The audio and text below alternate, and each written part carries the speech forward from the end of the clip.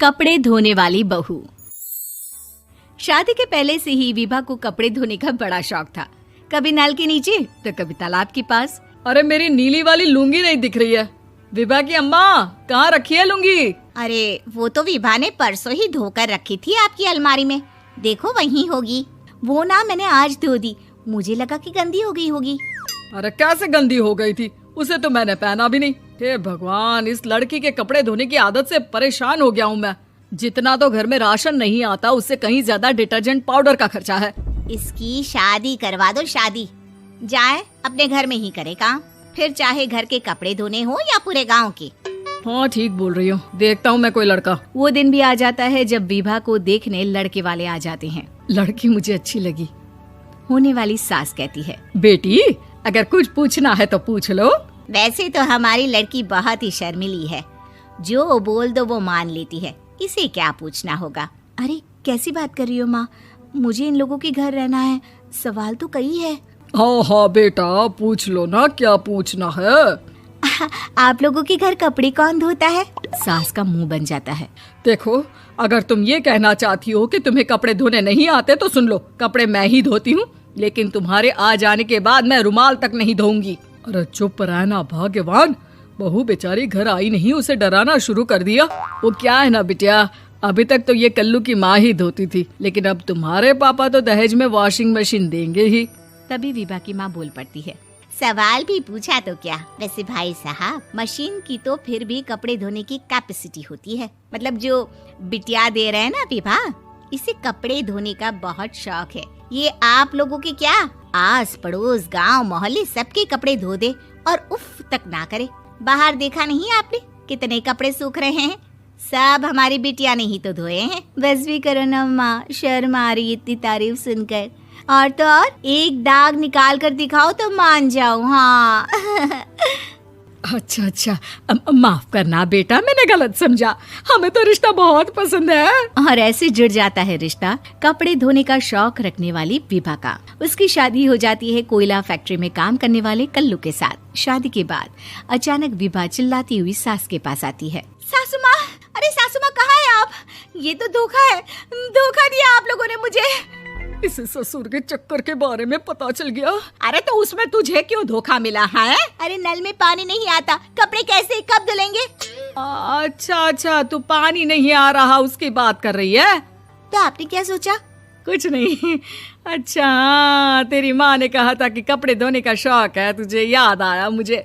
शौक बोलकर कपड़े धोने वाले मेरे जुनून को कम ना आके सासू माँ, कपड़ा धोना मेरा गुरूर है। तभी पति भी वहाँ आ जाता है। अभी मैंने इसे सनी देओल की फिल्म दिखाई है, उसी के डायलॉग मार रही है माँ। अच्छा सुन, साफ बता रही हूँ, पानी सुबह 4 से 6 और शाम को 10 से 12 आता है, समझी? विभा टाइमिंग सुनकर हैरान हो जाती है। ये क्या भूतों का मोहल्ला है? सुबह 4 बजे उठकर कौन कपड़े धोता है? 4 बजे टंकी में पानी जाता है, फिर सारा दिन धोना ना, किसने मना किया?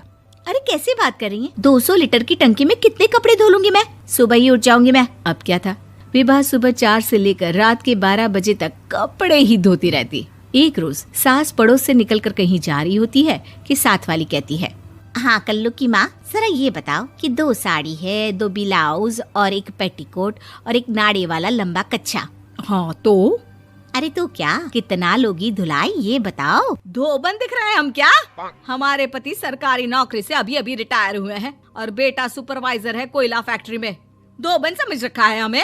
हाय रे कल्लू की अम्मा, माफ कर दो, वो तो मोहल्ले में यही सब बता रहे थे कि तुमने बहू को कपड़ा धुलवाने के काम में लगा दिया है। सास को पड़ोसन की बात सुनकर गुस्सा आ जाता है। वो घर पहुंचती है जहां घर के बाहर ही इतने सारे कपड़े सूख रहे होते हैं जितने कि किसी धोबन के घर पर। अरे ओ कल्लू की दुल्हन, बाहर निकल। माँ जी यहीं आ जाओ, बाथरूम में चादर धो रहे हैं हम। अरे अभी हम धोते हैं, तुमको बाहर निकलो। ये आस पड़ोस वाले बोल रहे हैं कि हम बहू से कपड़े धुलवा कर उसे कपड़ा धोने वाली बना दिए हैं। अरे छोड़ो ना माँ जी, किन लोगों की बातों में आती हो? आस पास के लोगों का तो काम ही होता है कि वो किसी तरह सास बहू को लड़ा दे। बहू सारे घर के कपड़े धोती है, ये क्या कम है? बोलिए। सास को भी लग जाता है कि वो बहू का ये सनकीपन नहीं छुड़वा सकती, इससे अच्छा है कि खुद ही चुप हो जाए। एक रोज सास और बहू मंदिर जाते हैं, जहाँ सास की साड़ी वहाँ खड़ी भीख मांगने वाली से मिलती है। माँ जी क्या बात है, आपकी साड़ी उस भिखारन से कितनी मिल रही है ना? हाँ हाँ देखो तो, दोनों की साड़ी मिल रही है। क्या बात है कल्लू की अम्मा, तुम खुद को तो अफसर की बीवी बताती हो और ऐसी सिंपल सी प्लेन साड़ी पहनकर घूमती हो। सिंपल और प्लेन नहीं है ये साड़ी। तो क्या सोने के धागे से फूल बने हैं? कुछ भी सासू माँ, कुछ भी।